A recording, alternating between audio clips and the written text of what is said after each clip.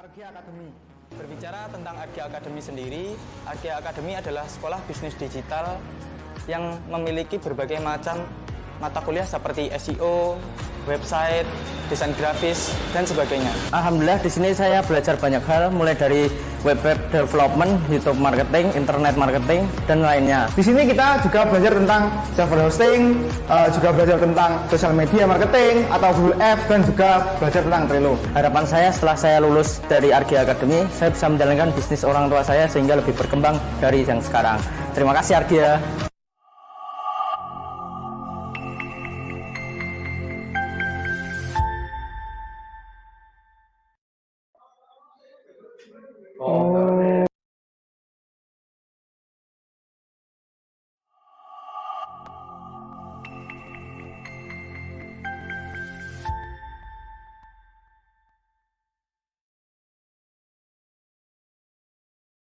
Assalamualaikum warahmatullahi wabarakatuh. Perkenalkan, nama saya Kuswat. Usia saya saat ini 27 tahun. Perkenalkan, nama saya Muhammad Fadilur Ramadan, umur 22 tahun. Alhamdulillah, bahkan saya belum lulus pun perusahaan sudah mewawancara saya dan tidak lama kemudian saya sudah direkrut untuk bekerja. Ia langsung bekerja setelah lulus.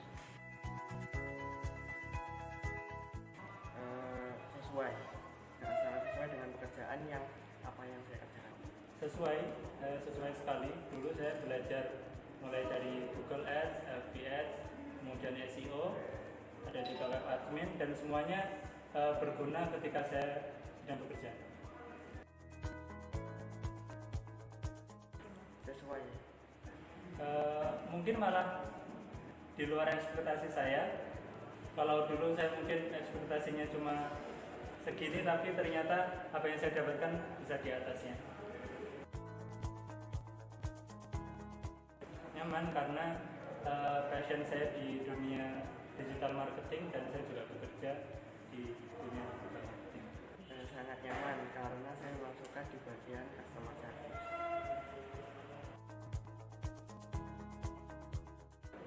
Pengalaman saya sangat luar biasa sekali. Saya banyak mendapatkan ilmu di sini, ilmu-ilmu yang mungkin di luar sana saya harus membayar jutaan rupiah, tapi bisa saya dapatkan di sini hanya cukup membayar uang di awal saja, dan itu sangat murah sekali bagi saya. Banyak pengalaman baru yang didapat, teman yang didapat juga baru. Habis itu banyak pengalaman yang dulunya belum pernah saya alami, banyak dapat di sini. Kesannya senang, prosesnya menyenangkan, ruangannya juga menyenangkan. Habis itu dari tentornya juga cara penjelasannya mudah dipahami. Habis itu menyenangkan. Kesannya sangat bermanfaat, amazing lah pokoknya. Sudah untuk diungkapkan dengan kata-kata. Satu kata untuk Argia, semangat. Satu kata untuk Argia, hebat.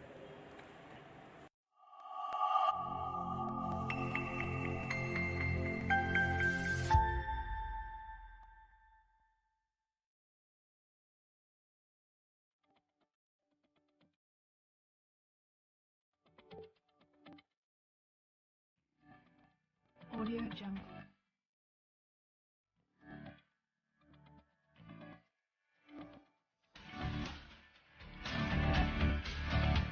Audio Jungle.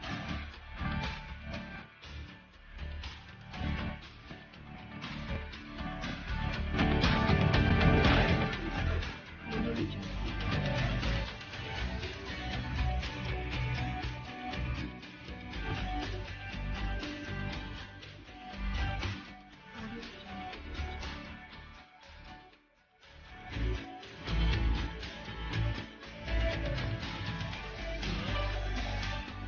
Audio Jungle.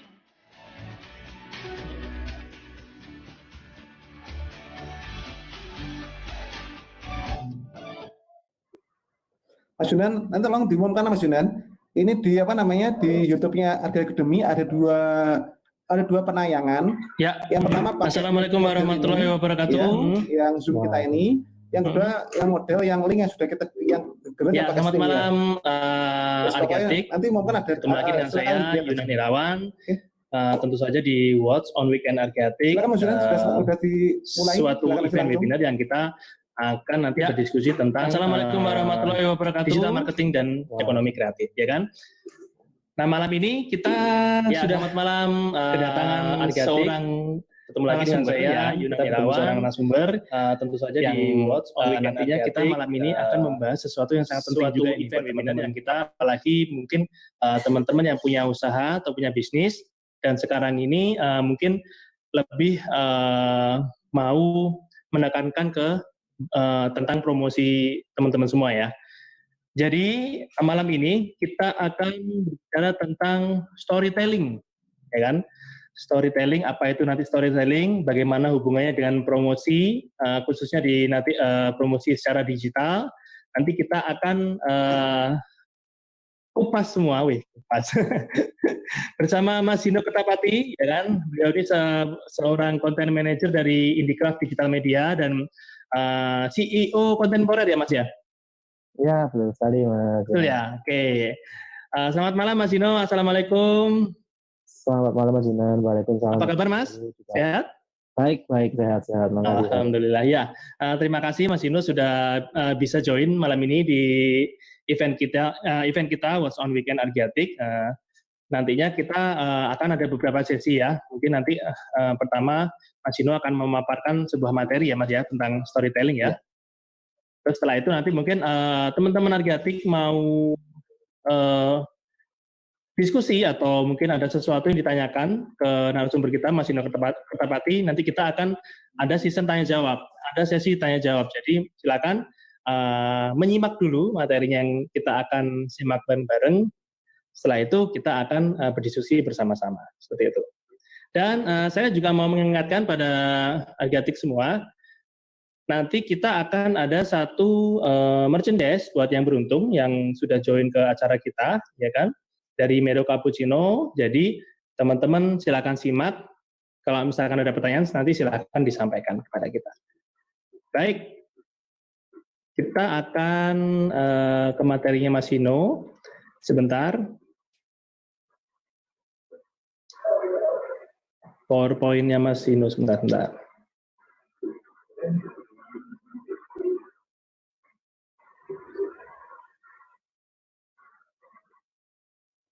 Teman-teman, PowerPoint-nya Mas Zino, tolong bisa dibantu.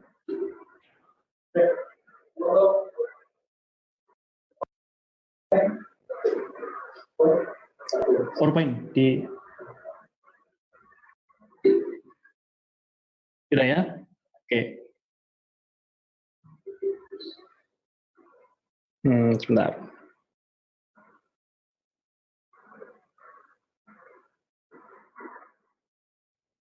Teman-teman, PowerPoint-nya Mas Zino, tolong bisa dibantu.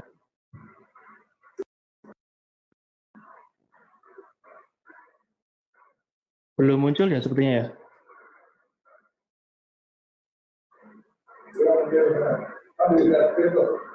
Nggak apa, sambil jalan aku tak prolog aja dulu. Oh gitu ya, oke. Sebentar. Sambil kita nunggu ya Mas Zino ya, untuk tim kita untuk menampilkan PowerPoint-nya. Iya, siap. Iya. Silakan Mas Zino. Oke, terima kasih kesempatannya buat Argia Academy juga Argiatik ya ini ya. Betul. Ya, oke. Argiatik ya. Oke, terima kasih banyak kesempatannya malam ini. Sangat terhormat saya bisa diberikan kesempatan di. Terima kasih ya.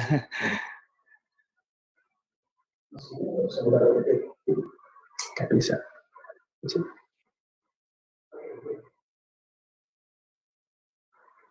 Kok berhenti videonya?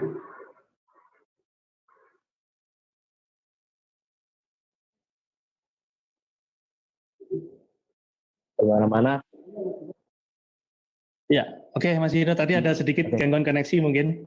Ya, Iya. Di mana-mana orang selalu berbicara tentang storytelling akhir-akhir ini. betul. Sebuah konten marketing yang menamakan dirinya storytelling. Sebenarnya apa sih storytelling itu? Sebenarnya storytelling itu sesuatu yang simpel dan sudah kita lakukan sejak zaman dahulu kala. Yaitu apa? Storytelling itu adalah mendongeng dan bercerita. Bagaimana kita menyampaikan pesan itu via cerita, via dongeng. Ini yang sudah dilakukan oleh nenek moyang kita.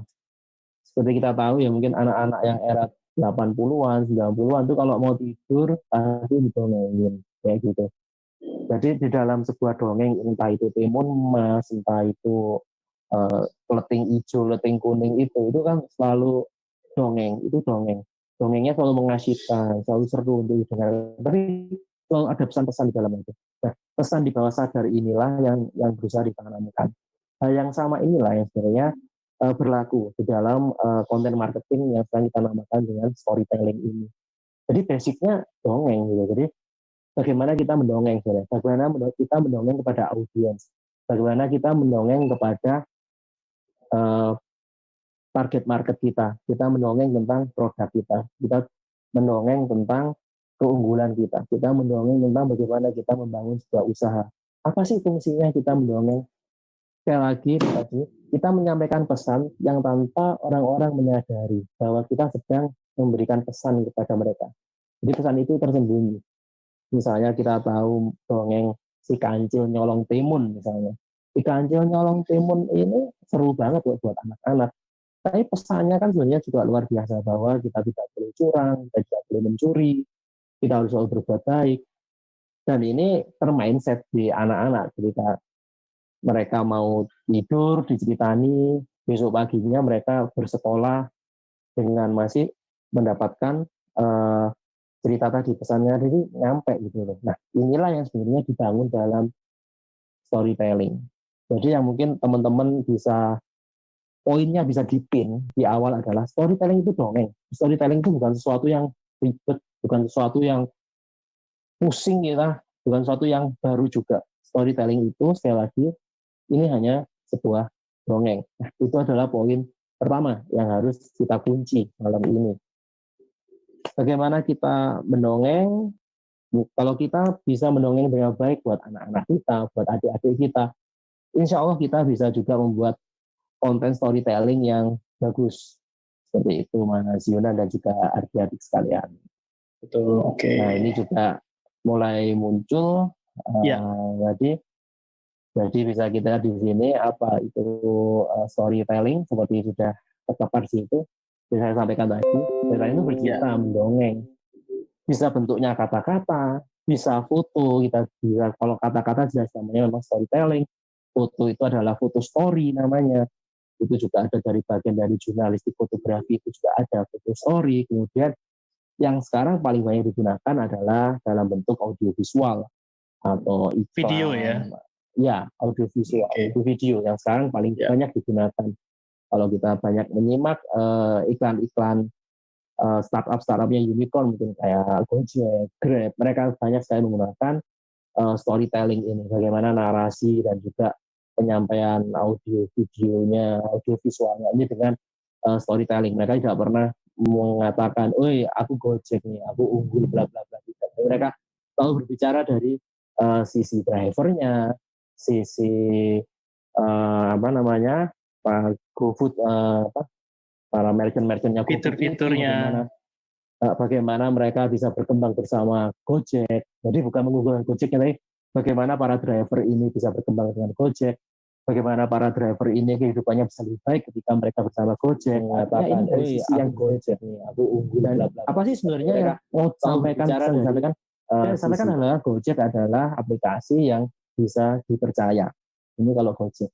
Hal yang sama juga bisa kita lakukan pada brand kita, yaitu bagaimana kita menyampaikan pesan. Pesannya bisa apa saja sih. Kebanyakan memang pesannya itu adalah brand awareness atau bagaimana orang bisa memahami tentang brand kita, orang bisa tahu brand kita dibangun dari mana, bahkan juga untuk audiens yang sudah menjadi customer lama kita, untuk bagaimana mengikat mereka, bagaimana mereka tidak akan beralih ke brand lain, bagaimana trust mereka semakin meningkat kepada kita. Itulah salah satu fungsi atau bahkan saya bisa bilang adalah fungsi utama dari storytelling.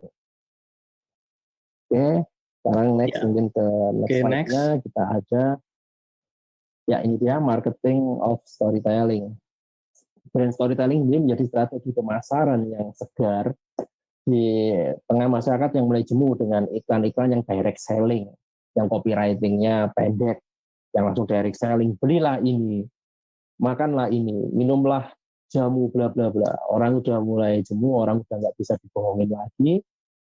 Jadi mereka sudah kita sebagai digital marketer sebagai digital strategis harus mencari cara lain. Salah satunya adalah dari storytelling ini. Next, nah, ini juga yang banyak membingungkan sebenarnya. Apa sih bedanya copywriting dengan storytelling? Tujuannya jelas berbeda. Jika copywriting itu adalah pasti berujung pada penjualan secara instan. Bagaimana kita menjual barang atau bagaimana kita mengubah perilaku, bagaimana menyuruh orang melakukan sesuatu, misalnya mengklik satu link, bagaimana dia membeli sesuatu, bagaimana dia membuka satu website, itu adalah copywriting. Membingungkan sebenarnya, harus dengan cepat. Maka ini sangat berbeda dengan storytelling. Storytelling ini berujung pada penguatan brand dan produk secara bertahap sebelum memang nanti endingnya, kadang-kadang kita pasti tetap berjualan endingnya. Tapi storytelling ini bagaimana kita membangun mindset seseorang atas brand kita. Maka memang storytelling ini tidak bisa dilakukan dengan tergesa-gesa. Kita nggak bisa bikin storytelling sekarang hasilnya besok sudah keluar. Itu bukan storytelling, itu adalah copywriting. Kalau storytelling kita buat sekarang, stepnya kita buat lagi, endingnya mungkin hasilnya bisa kita nikmati 1 bulan lagi, 2 bulan lagi, 3 bulan lagi, tergantung dari marketing strategis, marketing plan yang kita bikin. Seperti itu. Tapi jelas kita tidak bisa berharap storytelling akan merubah orang cepat kilat.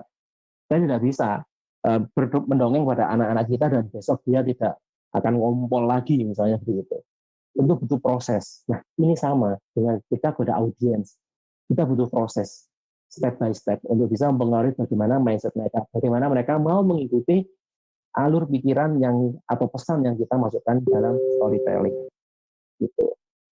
Next, Mas Yunan. Oke. Nah, untuk strategi storytelling jadi ada satu versi dari James ya, salah satu digital strategis dari Amerika. Ada 5 strategi yang mungkin secara singkat saja bisa saya sampaikan. Ini bisa digunakan oleh teman-teman Argiatik ya. Bisa digunakan, yaitu ada satu topical, relevant, unusual, trouble, and human interest. Jadi ini ada 5 topik atau 5 strategi yang bisa kita gunakan dalam storytelling secara umum. Meskipun nanti banyak sekali variasinya karena kita ada di dunia ekonomi kreatif, industri kreatif yang memang tidak ada batasan sebenarnya. Semua bisa dilakukan. Semua bisa dilakukan. Ini untuk konsep awalnya ya Mas ya? Ya, ini adalah salah satu konsep yang biasa digunakan pada strategi storytelling marketing, Mas. Ada 5 ini yang biasa digunakan. Tapi tentu ini tidak terbatas ada 5. Kalau teman-teman pastinya pemikiran yang lain, punya strategi yang lain, itu tentu banyak sekali. Diperbolehkan. Oke, next kita akan masuk yang pertama yaitu topical. Oke. Topical sendiri adalah kita harus tahu, kita harus mengupdate informasi terbaru yang ada di masyarakat.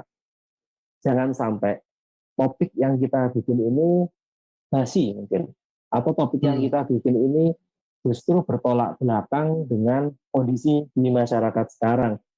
Contoh misalnya yang ada saya sampaikan di dalam penjelasan tersebut, yaitu kita sedang berbicara tentang liburan, padahal suasana mungkin sedang terjadi bencana alam dan lain sebagainya. Tentu ini bukan sesuatu yang related. Gitu. Nah, ini justru membuat feedback yang negatif dari audiens, sehingga kita harus benar-benar memilih topik apa yang paling tepat untuk strategi storytelling kita. Jangan sampai, memang kita harus selalu mengupdate informasi, mengupdate skill kita untuk bisa mendapatkan hal ini. Jadi kita nggak bisa menyiapkan, misalnya strategi, 2 bulan lalu kita sudah siapkan. Ini bisa berubah, seperti yang saya alami di tahun 2020 ini. Saya 2019 sudah banyak membuat persiapan, termasuk juga berbagai storytelling tentang 2020. Tapi kita tahu pandemi COVID-19 merubah segalanya. Akhirnya semua yang sudah saya siapkan di 2019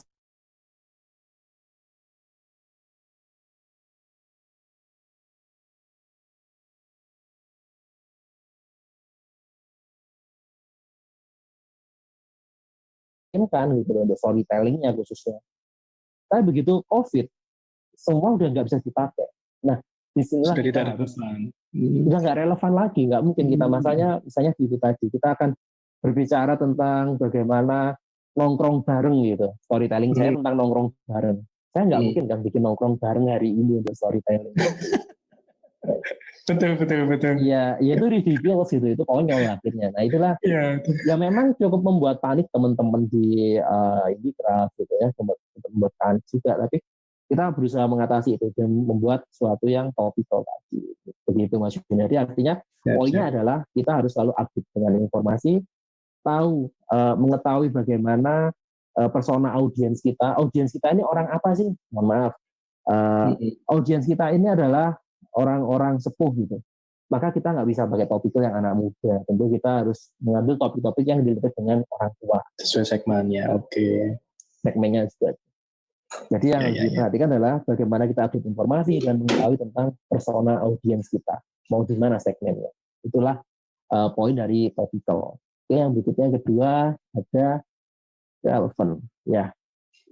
Relevant adalah tentu kita berusaha, kalau kita brand besar misalnya kita Gojek tadi. Gojek adalah brand besar yang berusaha meraih semua orang untuk bisa menjadi audiensnya. Ya, ketika kita pegang sesuatu yang umum, misalnya snack ataupun coklat atau apa, ini kan umum, semua orang menjadi target market kita. Semua menjadi target market kita. Tapi tetap di dalam situ kita harus berusaha membuat sesuatu yang spesifik, sesuatu yang lebih detail untuk bisa meraih target itu one by one. Kalau kita perhatikan beberapa iklan, misalnya iklannya Gojek atau Grab, mereka membuatnya cukup detail. Jadi ada iklan yang memang untuk anak muda, atau ada iklan yang untuk orang tua. Misalnya ada yang tentang bagaimana pengendara Gojek itu harus berpanas-panasan, berhujan-hujan hanya untuk mengantarkan dompet. Nah, ini adalah iklan yang related untuk orang tua gitu, karena mereka akan nyambung banget dengan wah berarti pengendara Gojek ini harus berusaha payah. Mereka orang yang bisa saya percaya. Nah itu beda dengan yang untuk anak muda. Waktu itu kan ada yang ya biasanya agak absurd lah iklan-iklannya Gojek yang untuk anak muda itu kan. Nah ini yang bisa ditangkap oleh anak muda. Tapi selalu ada benang merah di sana. Misalnya apa? Mereka pakai warna hijau. Pasti ada hijaunya di sana. Karena itu untuk brandingnya Gojek. Itu benang merahnya. Artinya relevan adalah bisa meraih seluruh audiensi dari berbagai latar. Ada yang mustahil, tapi bukan tidak mungkin. Makanya kita butuh storytelling yang sangat detail. Dan kita harus bisa menganalisa audiens kita itu ada berapa. Misalnya audiens kita ada yang dari Blitar, ada yang dari Malang, ada yang dari Surabaya. Ini membutuhkan pendekatannya berbeda, teman-teman. Kita nggak bisa membutuhkan pendekatan yang sama. Misalnya, di Malang pecinta Arema, kita bisa melakukan pendekatan dengan Aremanya. Nggak mungkin kan pendekatan ini kita tarik ke Surabaya. Bunuh diri Itu yang saya pikir. Karena kita juga mau ngambil orang Surabaya menjadi segmen kita. Makanya kita harus menyiapkan strategi yang berbeda. Oke, Surabaya kita kasih storytelling yang berbau Bu Risma misalnya, yang sekarang memang sedang menjadi pahlawan lah buat orang-orang Surabaya ya. Bagaimana kita bisa membuat Bu Risma. Di Malang apa sih yang paling ini? Arema, oke kita akan menggunakan Aremanya. Di Blitar apa? Ini yang kita pakai. Ya ini memang harus detail. Memang harus sangat detail. Ketika memang brand kita mau mencakup segmen yang luar biasa luas. Seperti itu. Artinya bukan tidak mungkin kita bisa meraih segmen yang luas, tapi poinnya di relevan adalah kita harus selalu menyiapkan detail untuk masing-masing segmen atau persona audiens. Begitu Mas Yunan dan rekan-rekan adik-adik. Oke, next kita ada yang namanya unusual atau tidak biasa. Yaitu kita berusaha membuat sudut pandang yang berbeda. Kita membuatkan satu gimmick atau satu surprise di dalam cerita kita. Sehingga tidak mudah ditebak cerita kita ini oleh audiens ini endingnya apa gitu. Ini biasanya kejadian misalnya di kalau puasa, berapa puasa ini kita ingat ada iklan sirup marjan ya. Betul. Marjan yang settingnya dongeng ya, Betul. semacam kayak Timun Mas gitu ya mungkin ya ada. Nah, ada yang kayak Timun Mas, endingnya Ya. kan sangat unusual. Akhirnya temenan sama butonya, minum Betul. bareng sama butonya, padahal habis kejar-kejaran kan tuh sama Iya, butonya, cerita ya itu dia ya. kejar-kejaran. Dan itu kan di-cut-cut gitu. Itu juga strategi dari bagaimana orang selalu penasaran, selalu ingin melihat endingnya apa sih. Nah, artinya kita tidak bisa membuat sebuah storytelling yang orang itu gampang menebak. Alah, endingnya paling ya sudah, Timun Masnya menang, butonya mati. Orang akan menebak ini. Tapi ketika dibikin gimmick yang ternyata loh, kok malah minum bareng, kok malah bisa berteman, ini adalah unusual. Ini adalah sesuatu yang shocking buat orang. Loh, rupanya endingnya ngono yo, nyongko aku. Ini yang harus kita miliki. Salah satu yang harus juga kita miliki dalam storytelling marketing. Jadi kita tidak bisa buat kita yang bisa ditebak endingnya. Kalau bisa ya memang itu diplesetmo lah kasarannya nek untuk bahasa Jawa ini diplesetmo tadi. Berarti yang untuk yang konsep unusual ini dia ininya ya ceritanya itu menjadi sebuah poin untuk nantinya orang itu mengingat brandnya berarti Mas ya. Betul. Jadi memang terus akhirnya nanti hubungannya ke iklan ini ya kan, ini produk mungkin sirup. Oh, ternyata berarti dia sudah ada di alam sadarnya kalau misalkan sirup itu adalah si Marjan atau yang lain lah. Padahal sirupnya kan hanya ada di ending sebenarnya Mas Yunan. Betul. Ada sedikit, cuman dia akan ini ya terngiang-ngiang seperti itu ya. Cuma pasti mungkin di awal atau di ending pasti ada lah brandnya tuh muncul sekilas aja gitu kan, Marjan gitu aja kan. Orang udah ngeh kalau itu sirup gitu loh. Cuma ketika disuguhi cerita yang tidak biasa, dia lebih nonton karena siapa sih orang di Indonesia nggak tahu Marjan, semua orang juga tahu gitu kan. Terus mau bikin iklan yang model apa lagi buat Marjan? Sirupnya enak manis, ya semua orang juga tahu kalau manis gitu. Ngapain juga lu iklanin kan kayak gitu. Maka mereka mengambil konsep storytelling yang menurut saya cukup luar biasa. Akhirnya meskipun itu tayangnya di YouTube bukan di TV pun kita tetap ngeliat gitu loh kadang-kadang. Bahkan saya sendiri sampai nyariin iklannya itu. Atau iklannya iklannya Indo Es Krim yang pakai konsepnya cerita kolosal, silat-silatan. Es krim? Ya, Indo Es Krim. Oh, saya belum lihat itu. Nah, itu kan pakai cerita tentang drama kolosal gitu. Kolosal yang model ini dia ambil settingnya kayak cerita kolosal silat Indosiar itu loh. Nah, iya. Dia bikin model itu, tapi endingnya ternyata makan es krim, gitu kan? Iya. Ya itu konyol buat kita gitu kan. Tapi kalau diinget, ya unusual ini berarti nggak cuma audiovisual aja kan Mas ya? Enggak. Artinya kan, dalam teknik penulisan unusual juga sangat bisa dipakai untuk orang itu mau terus aware terhadap tulisan kita dari episode ke per episode, dari tiap iklan ke iklan, itu bisa dipakai. Oke, kemudian next kita ada trouble alias masalah. Lah ngapain kita cari masalah gitu kan? Tapi jangan lupa masalah itu adalah sesuatu yang paling disukai manusia. Coba kira-kira di antara kita ada nggak yang nggak kepo baca kasusnya si Jessica Jane, Eric Lim, sama Listi Chan?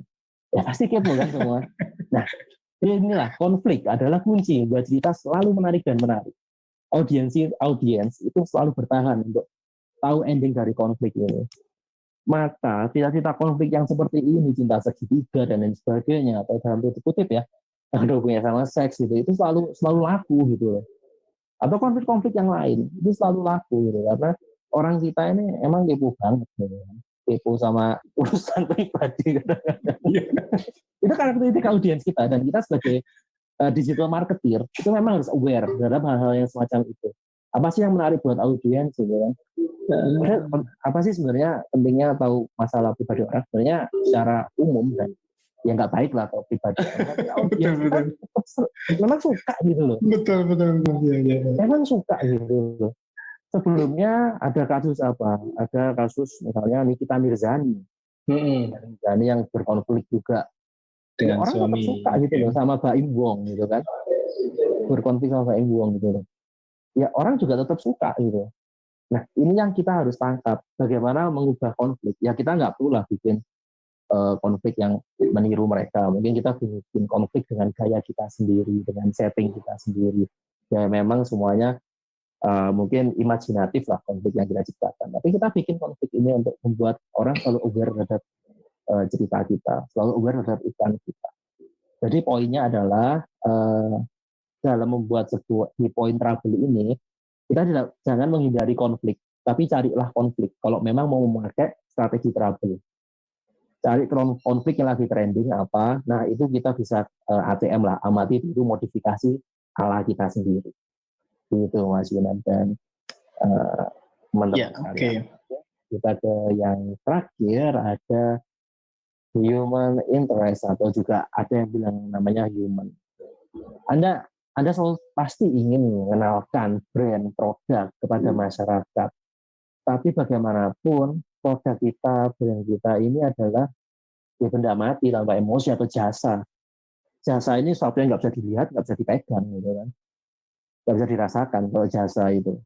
Sehingga menampilkan sosok manusia di dalam cerita kita, dalam iklan cerita kita, ini adalah suatu yang poin yang sangat penting. Karena apa? Orang dia tetap merasakan adanya kedekatan emosi dengan tokohnya. Jadikan audiens sebagai tokoh utama. Jadi libatkan orang-orang dalam ceritanya. Libatkan orang dalam ceritanya, lalu posisikan kita punya produk ini nanti sebagai solusinya. Mungkin kalau teman-teman dan Mas Yunan ingat dulu ada ikannya Tri ya, kan? Iklan? Pangkap itu ada Tri ya kalau nggak salah. Oh. Yang ada maaf orangnya agak gemuk terus Iya betul. lari, dia nolongin orang, dia itu kan itu storytellingnya sangat menarik buat saya gitu ketika dia jualan kartu tapi dia membuat tokoh sendiri gitu. Membuat tokoh sendiri ya yang orangnya agak gemuk tadi, endingnya kadang-kadang juga konyol, endingnya kadang-kadang dia menjadi pahlawan. Tapi setiap iklannya itu jadi kita tungguin gitu loh. Kali ini dia ngapain lagi ya, kayak gitu. Terus Tri-nya tuh akhirnya menjadi solusi juga gitu ketika dia bertemu masalah, akhirnya dia pakai kartu telepon itu.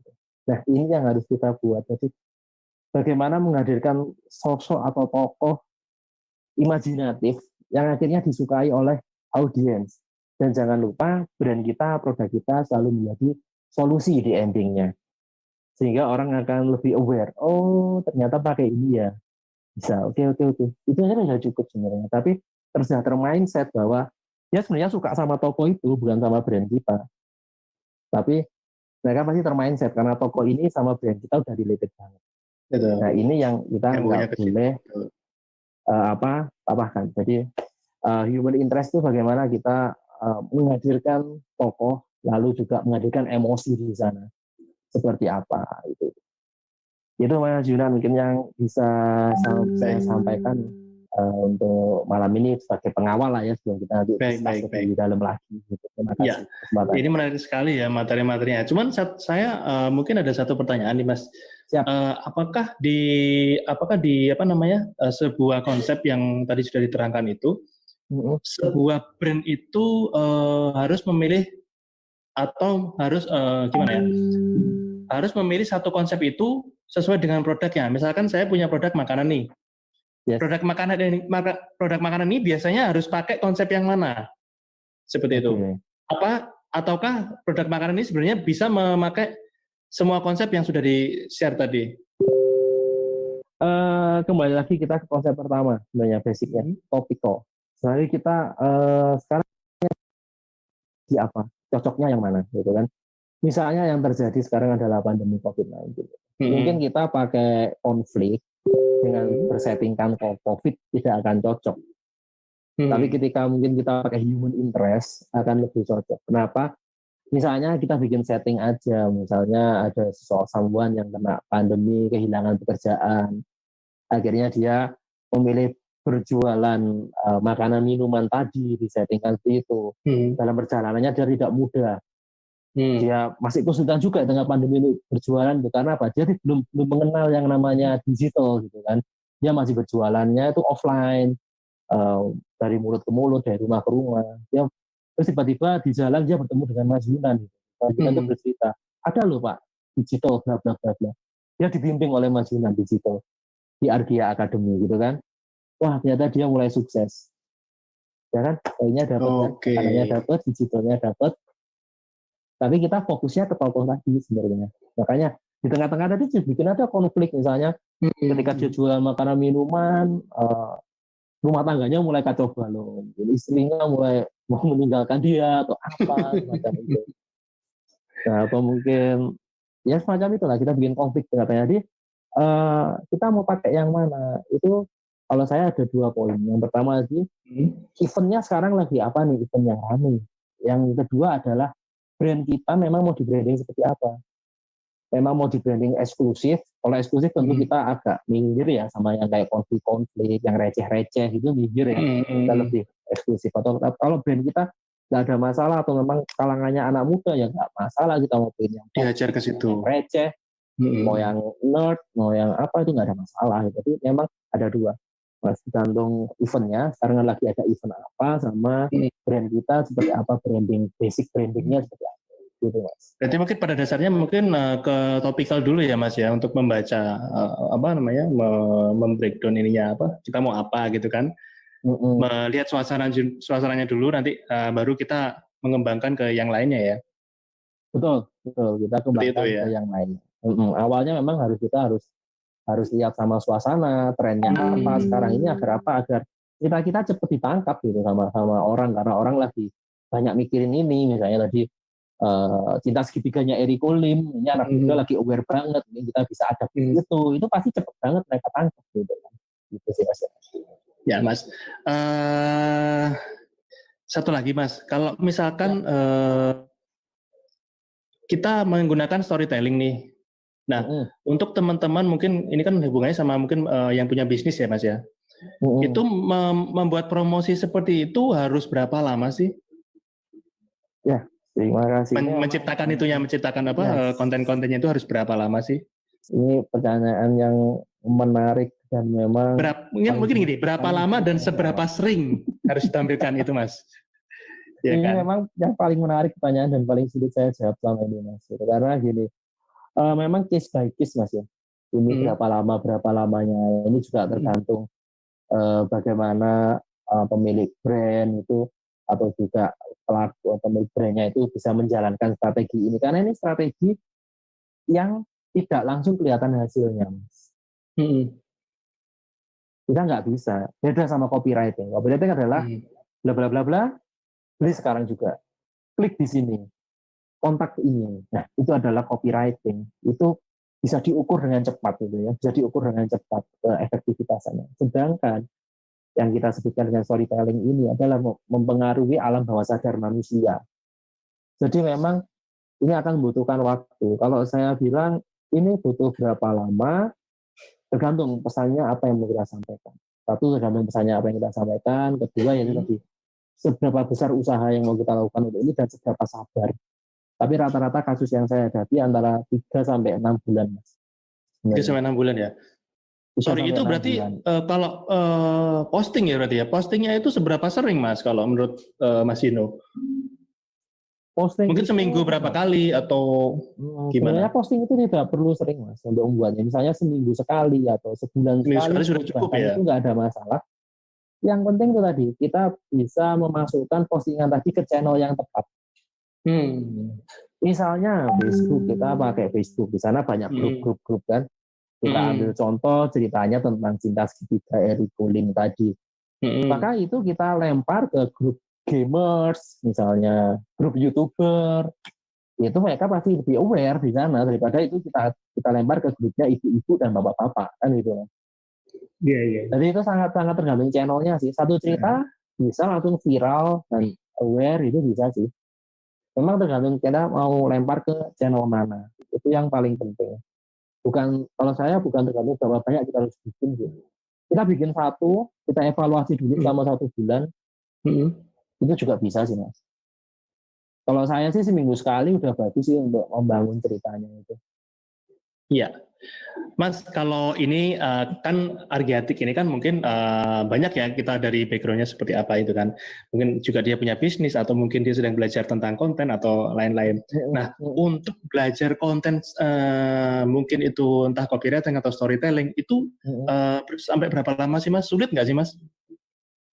Atau mungkin ada ini ya tipsnya mungkin kalau kita pengen nih belajar nih, kita bikin promosi menggunakan storytelling, itu belajarnya harus seperti apa?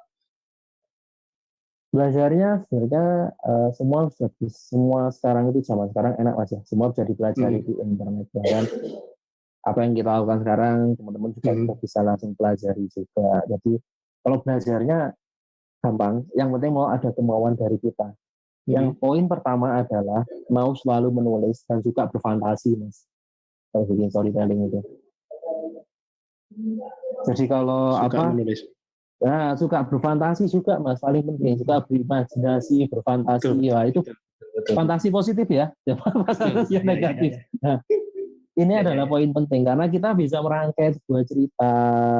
Tulis aja. Cara ngetesnya gimana? Tulisan kita bagus apa enggak? Kita share pada orang-orang terdekat kita dahulu. Kita share pada mereka. Biarkan mereka menilai. Misalnya bagus apa enggak. Tapi jangan di-share ke pacar. Kalau pacar biasanya mesti, iya bagus gitu kan. Jangan. Pacar atau sahabat, ya kan? Pasti nanti positif. Kalau sahabat biasanya masih jujur, Mas. Oh, kalau gitu pacar ya? itu yang pasti nggak jujur. Jadi saran saya share-nya ke teman-teman, ya ke saudara, itu di-share. Biar mereka mengevaluasi cerita itu. Satu poin dari saya paling mudah sebenarnya adalah menceritakan yang cerita nyata sih, Mas, yang pernah kita alami sendiri. Ini biasanya lebih mudah. Saya kayak Mas Yunan punya usaha, bagaimana kesulitan usahanya, ini yang kita share. Ini biasanya lebih mudah. Untuk mengawali, kalau saya, kita breakdown dari cerita kita sendiri. Apa yang pernah untuk kita rasakan. Melatih ininya Mbak ya, taste-nya apa ya? Feelingnya untuk nulis ya. Melatih feeling, nanti dilatih terus ya. Iya, biar feeling good. Basicnya di situ ya. Oke. Oke, Argiatik silakan kalau misalkan pengen diskusi dengan kita di event Watch and Weekend kali ini, malam ini, Mas Rati. Dan ini sudah ada beberapa yang masuk juga Mas di YouTube kami Mas. Sebentar. Ini bisa ditampilkan nggak ya? Sebentar. Udah lihat di sini. Ya. Dari Ega, Assalamualaikum Waalaikumsalam. Oke, ada Pak Abduleng. Ada yang nanya lagi nggak nih? Dari Kusmayadi nih. Mas Hino, bagaimana cara kita meriset tren mutakhir? Pain point, customer problem, unique point, dan persona dari audien agar konten kita tepat sasaran dan segmen. Wah, ini pertanyaannya bagus banget ini Mas. Gimana Mas Hino? Sip ini. Ini memang terima kasih Mas, pasti Mas ya kalau Ismayadi pasti Mas bukan. Matur nuwun ini Mas Ismayadi. Gimana nih Mas Hino? Memang poin yang luar biasa yang Anda dapatkan yaitu bagaimana mengenali audiens. Ini yang paling penting. Jadi kita mau bikin konten sekeren apapun, kalau kita tidak menembakkannya kepada audiens yang tepat, ya nggak akan berguna. Sama tuh kayak tadi, kalau kita bikin cita sendiri kayak Eric Pulim, kita lempar ke orang-orang usia 40 tahunan, ya mereka mikir ini apaan kan gitu. Nggak akan tepat. Gitu. Nggak penting. Udah keren, udah cantik, videonya keren, tapi dilemparnya nggak tepat. Buat apa? Gitu. Oke, untuk menjawab itu, sebenarnya ada beberapa pendekatan yang kita bisa lakukan untuk mengetahui pain point atau persona audiens. Yang pertama adalah tentu dengan survei langsung. Survei langsung kepada audiens kita. Tapi survei langsung ini kelebihannya adalah hasilnya pasti luar biasa bagus dengan survei. Mendekati kesempurnaan lah hasilnya. Karena kesempurnaan yang milik Gusti Allah. Tidak mungkin ada yang sempurna kan. Mendekati kesempurnaan. Hanya saja survei ini tidak murah dan tidak mudah. Butuh effort yang luar biasa. Survei langsung, ya pasti harganya mahal. Survei dari internet bisa juga, tapi tetap butuh effort. Effortnya tinggi. Monggo dipilih, mau survei kah? Nah, cara kedua adalah amati, tiru, dan modifikasi. Dari mana? Silakan Anda melihat brand pesaing Anda. Anda melihat siapa-siapa yang menjadi brand yang sama dengan Anda yang Ya, besar. referensi brand yang udah besar mungkin ya. Oke, amatilah sekali lagi, amatilah gaya dia beriklan yang pertama. Yang kedua, amati aktivitas yang ada di media sosial mereka. Siapa yang komen, siapa yang like, siapa yang bilang, aku mau beli dong kak, siapa yang komennya ngawur dan sebagainya. Amati satu persatu. Lihat siapa yang komen kepingin beli dan lain sebagainya. Dari sana kita bisa memetakan siapa audiens kita sebenarnya. Tentu ini lebih mudah dari cara yang pertama karena yang jelas nggak pakai modal. Tinggal kita mau ya semua orang, semua anak-anak muda khususnya pasti senang lah bermedsos. Nah, tinggal bermedsosnya lebih positif karena kita sedang ngintip pesaing. Effortnya ngintip tadi Mas ya untuk mapping ini. Ngintip gitu. Tapi semua senang kok sekarang, semua senang browsing, semua senang berselancar di media sosial. Betul. Nah, ini tinggal ditambah kita mencatat. Oh, kalau dia bikin iklan gini, yang seneng sekian, yang seneng orang ini, yang seneng orang dari sini. Itu kan kita bisa petakan semua.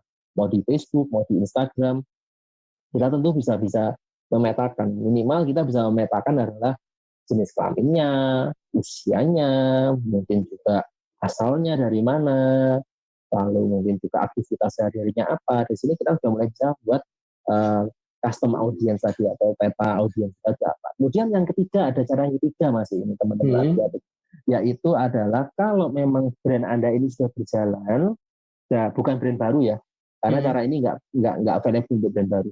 Sudah berjalan, silakan Anda tarik lagi data penjualan yang lalu. Data penjualan yang lama Anda tarik, Anda cek di situ. Customer yang sudah beli barang-barang atau produk Anda itu seperti apa. Nah, dari sini Anda juga bisa memetakan, oh ternyata yang beli ini orang A, B, C, D. Pasti ada benang merahnya nanti, customer ini. Nggak mungkin sangat random. Pasti ada benang merahnya. Entah itu, oh ternyata yang beli dominan orang Blitar daripada orang Surabaya. Pasti nanti ada benang merahnya. Nah, ini yang kita tracking ke belakang. Makanya kalau kita jual beli barang sesuatu, ini juga saya baru belajar sih Mas. Dulu nggak pernah belajar. Penting sekali kita tahu barang ini beli siapa. Betul banget. Itu sempat kita membahas kemarin tentang database. Minimal dia dari wilayah mana, kayak gitu. Terus ada kontak personnya. Ini sangat pentingnya untuk kita mengkoleksi data.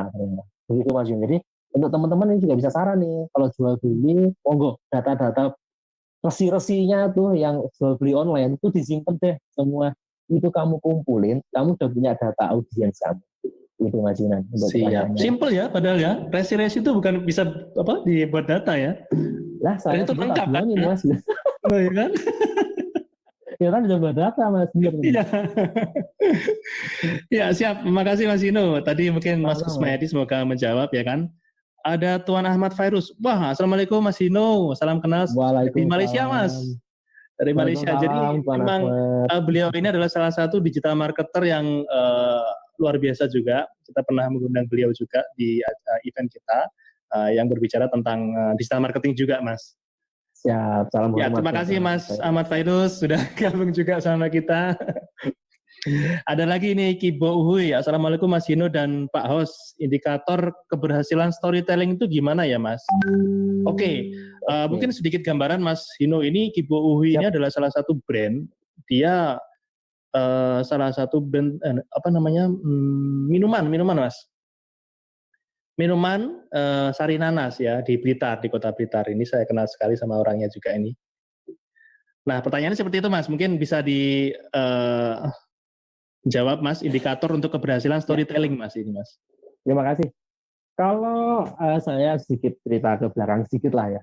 Kalau zaman tahun 2000-an lah ya, 2000-an sampai 2010 ini mencari indikasinya sulit memang karena kita nggak aware sama masih belum aware dengan media sosial. Terus media sosial pun belum bisa memberikan analisis data seperti sekarang. Kalau sekarang kan data-data di media sosial itu mudah kita dapatkan ataupun juga bisa kita set juga misalnya pakai FB fanpage Facebook atau juga pakai IG for business, TikTok for business, itu kan data bisa kita serap. Kalau zaman dulu susah. Kalau zaman dulu apa sih yang kita lakukan? ya kita harus survei, kadang harus telepon, kadang harus nanya-nanya. Mungkin audiens kita itu tadi nggak tahu dari mana audiensnya baca. Kita biasanya cek ke customer lama, customer yang udah langganan dengan kita. Gimana udah lihat iklannya, gimana apa bagusnya dan lain-lain. Itu zaman dulu. Kalau zaman Effortnya sampai sekarang segitu ya Mas ya? harus Mas, waktu itu ya memang harus biar tahu ini berhasil atau Word tidak. apa enggak Karena ya? ini apa namanya, indikatornya kan bukan penjualan Mas, masalahnya. Kena enggak Indikatornya ya bukan kan? penjualan. Bagaimana kelakuan orang berubah, bagaimana mindset orang yang berubah gitu kan. Misalnya kita SMS, dia penerimanya enak enggak? Kalau penerimanya enak berarti mungkin iklan kita masuk, kalau dia udah nggak bales-bales, penerimaannya nggak enak ya mungkin iklan kita nggak cocok. Salah satunya seperti itu kalau dari SMS dulu. Tapi kalau sekarang lebih mudah ya. Misalnya kita posting tadi, kita blast, kita tinggal komen negatif kah, seperti itu. Lalu kalau ingin agak enakan lagi, ya memang di ads kan, pakai FBS atau apa, pakai budget kecil aja nggak ada masalah, budget 20.000 sampai 100.000 kita lepas ke pasaran, kita cek nanti feedbacknya seperti apa. Salah satu mengindikasinya itu kalau jangka panjang, indikasi jangka panjangnya tentu adalah bagaimana khususnya yang kalau memang target kita adalah menjaga trust-nya audiens ataupun pelanggan lama kita, bagaimana mereka terus kembali lagi ke kita. Bagaimana mereka order lagi ke kita, order lagi. Ketika mereka order lagi, ya mungkin memang berhasil gitu. Yang kita lakukan berhasil. Jadi ketika mereka order lagi ke kita. Sesimpel itu sih sebenarnya. Kalau jangka yang cukup panjang. Gitu. Oke. Kalau itu level besar Mas Yunan, gimana? kalau level besar Mas Yunan, salah satu cara kalau saya pernah belajar dari salah satu brand, salah satu agensi lah di Jakarta, itu adalah mengukurnya mereka menggunakan event. Event.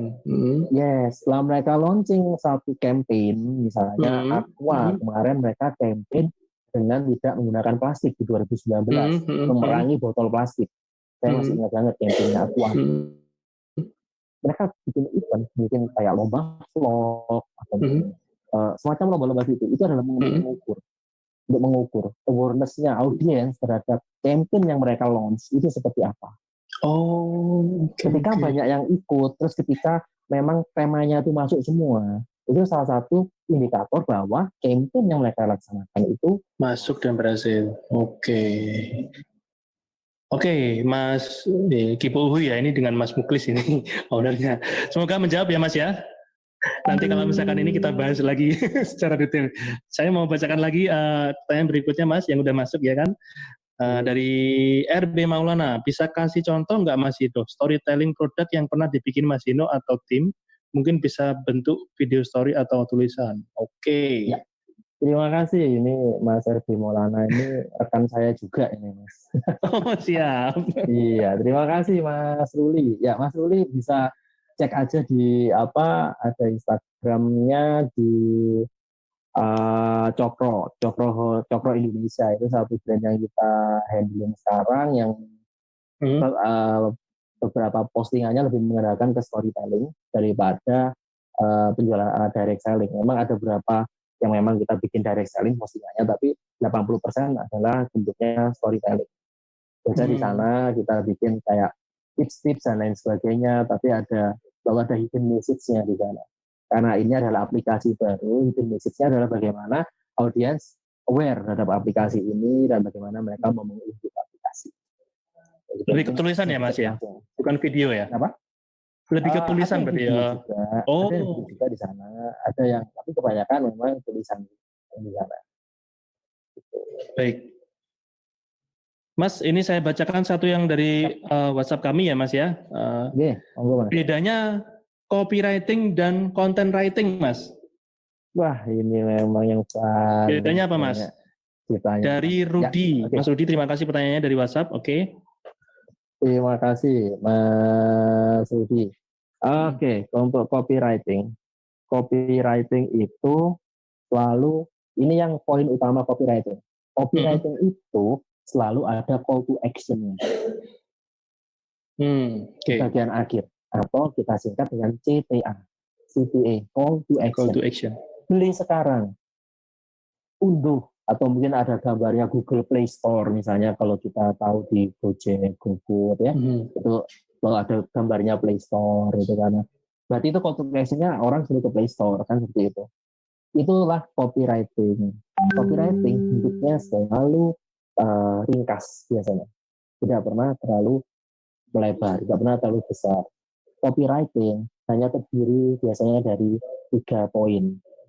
Ada headline bagian atas sendiri, lalu ada body itu di bagian tengah atau penjelasan dari headline. Endingnya pasti ada call to action. Mau bentuknya tulisan, mau bentuknya gambar, mau bentuknya produk, itu pasti ada call to action di bagian terakhir. Ini yang kita sebut dengan copywriting.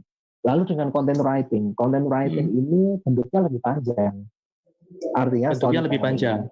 Bentuknya panjang, lebar, dia belum tentu, dan dia belum tentu isinya tentang penjualan. Seperti apa content writing? Artikel ini salah satu bentuk content writing. Nah, artikel di media, artikel di website, artikel di online dan lain sebagainya. Ini adalah salah satu bentuk content writing. Tapi kan belum tentu penjualan, Mas, atau belum tentu juga menyuruh orang melakukan sesuatu dalam artikel itu. Oke. Berarti mungkin, tapi memungkinkan juga si content writing ini dia juga call to action juga kan? Sangat memungkinkan dalam bentuknya. Ketika dia mendapatkan call to action, dia akan berubah menjadi copywriting. The content writing menjadi copywriting. Oke. Jadi jenis copywriting, long copywriting. Kalau jenisnya ada yang namanya long copywriting, itu copywriting panjang. Ketika dia mendapatkan masukan call to action di bagian bawah. Ini yang sering saya lakukan. Memang. Jadi kasih ada hyperlink hidup di bawah, mau kepoin lebih banyak, ini di sini linknya, kayak gitu di bagian bawah sendiri. Yes, bisa. Oke. Ya, semoga menjawab Mas Rudi. Ini satu lagi dari Rizka. Mengapa sekarang harus menggunakan storytelling? Apa kelebihannya dibanding dengan strategi promosi yang lain? Oke. Keren ya, sih pertanyaannya. Dari Rizka. Terima kasih Mbak Rizka. Ya. Terima kasih Mbak Rizka, pasti cewek juga Mbak Rizka ya. Pasti Mbak Rizka ini. Nggak mungkin Mbak Rudi ya. Nah itu dia. Inilah pentingnya kita mengenali audiens, Mas. Betul. Bahaya kalau kita nggak kenal audiens. Oke, Mbak Rizka, makasih banyak. Emang ini yang juga paling banyak pertanyaannya tadi, kenapa sekarang harus storytelling? Yang pertama, seperti yang saya sampaikan di slide tadi, orang udah bosen dengan gaya-gaya marketing yang direct selling, jualan. Bila obat gatel ini karena bisa menghilangkan gatel, orang udah bosen itu. Dia mending lihat gaya-gaya iklan Thailand yang absurd banget gitu kan, yang ada nyamuk raksasa disemprotin, terus nyamuknya wajahnya konyol. Itu lebih mengenai daripada obat gatel tadi. Storytelling ini dibuat pertama karena itu tadi, orang-orang bosen dengan gaya direct selling. Tapi yang harus kita ketahui bahwa sebenarnya direct selling ini masih sangat penting. Kenapa? Direct selling ini adalah endingnya storytelling. Kita udah bikin storytelling panjang. Brand itu endingnya apa sih, Mas? Brand itu endingnya jualan. Lagi-lagi pasti jualan kan? Bagaimana dia dapat profit dari menjual produk. Artinya ketika storytelling udah keluar, pasti diendingkan dengan copywriting atau iklan yang direct selling. Belilah Pizza X sekarang juga. Ini Pizza Hut pasti juga ada gitu. Setelah Pizza Hut bikin iklan atau Gojek bikin iklan yang model storytelling, pasti ada 1-2 iklan Gojek yang direct selling. Yang cuma logo Gojek doang. Misalnya unduh Gojek sekarang juga. Ini adalah sebenarnya lebih ke psikologis ya. Kita sudah ngefans banget tuh sama ceritanya Gojek. Begitu Gojek langsung di poin tertinggi dia langsung nawarin kita, ayo kamu pakai. Kita otomatis biasanya pakai. Ya udahlah, aku pakai Gojek aja daripada pakai yang lain, misalnya kayak gitu. Jadi memang bedanya kenapa orang dipakai sana itu bisa driving mind. Jadi kita bisa mengendalikan. Ada engagement-nya ya? Iya, itu mengendalikan pikiran orang dan membuat orang itu menjadi fanatik dengan brand kita, storytelling itu. itu menjadi fanatik gitu. Orang yang sebelumnya nggak suka jadi suka, orang yang sudah suka jadi makin suka, orang yang makin suka jadi cinta mati. Itu fungsinya storytelling. Tapi endingnya mesti digoda sama copywriting, dia direct selling gitu. Jadi bukan kita terus membuang direct selling sama sekali, tidak, Mas. Tetap butuh iklan-iklan yang bentuknya direct selling. Gitu. Mas, kalau misalkan dikombinasi dengan waktu yang relatif singkat itu work nggak sih, Mas? Misalkan gini, kita membuat storytelling, ya kan? Mungkin ini untuk teman-teman yang punya usaha atau punya brand ya, dia pengen nantinya jangka pendeknya itu dia bisa produknya itu laku atau dibeli orang gitu kan. Dia membuat storytelling cuman mungkin beberapa konten, mungkin dari tulisan beberapa atau video, mungkin dua tulisan terus satu video seperti itu, lalu nanti langsung dihajar dengan copywriting. Itu efektif nggak, Mas, kalau menurut Mas Dino? Oke, sekarang ini mungkin ini ya, Mas ya, mungkin dari teman-teman yang dari teman-teman UKM mungkin ya. Levelingnya UMKM, ini kalau mau dibikin storytelling di awal, saran saya adalah sebelum launch produk. Sebelum launch produk ini dilepas di pasaran. Kenapa? Biar orang penasaran. Ini orang nyeritain apa sih? Kok aku ini penasaran? Kok aku ini ngikutin terus? Aku kepo, tapi nggak tahu sebenarnya endingnya apa. Dia mau ngapain? Begitu follower makin gede, makin ngikutin